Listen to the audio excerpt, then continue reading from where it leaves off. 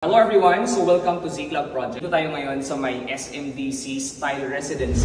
So for today's project, ipakita namin ang iyang interior design. So maning unang project ni Z-Club Project.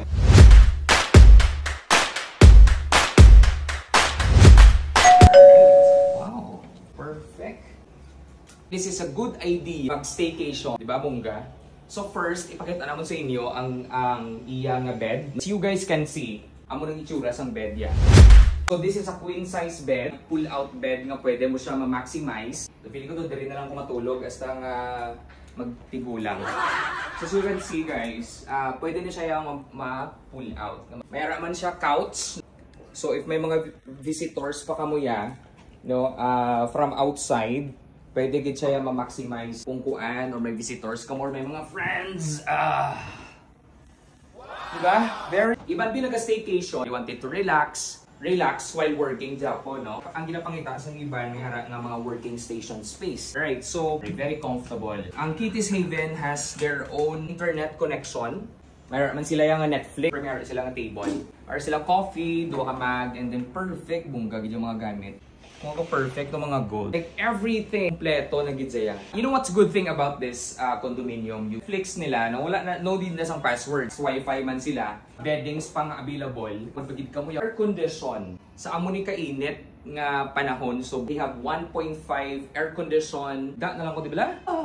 Another one, syempre may ara ang cabinet. You know what I like about this? May ara saya nga safety deposit box. Ang iban bing sa hotel ka lang, isang hotel may mga safety deposit box. Kung matago mga cellphone mo, mga kwarta, passport and all, available towel, extra towel. They have a emergency kit, a makeover set like everything is already here. Very Instagrammable. Ang imo staycation, post mo gid sa Facebook ang experience, the best experience.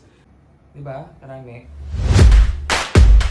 I forgot, there is any BP apparatus, over-the-counter meds. First, ang guest kit, na dapat hindi siya madula, no? Every hotels, condominiums and all properties establishment has this guest kit, shampoo, soap, and you know, toothbrush, of course, the bathrobe. Kita ko sa inyo ang pinaka-the best nga CR in the world. Take a look at this. Lavatory sink. Dili lang kayo nakakita sa bathrobe. Oh. Look at that. Kitty's inspired. As what I've said earlier, that this condominium is inspired, cat-inspired. Ang owner sini is cat lover, advocate of cats. Grabe ang wall sang CR. Dishes everywhere. Sink, mayroon man siya trash bin. Sleepers nga pwede mo siya magamit. Is complete. They have like shower. Kahamot pa. Just feeling ko din nila ako matulog sa CR. Hindi ako matulog. Okay.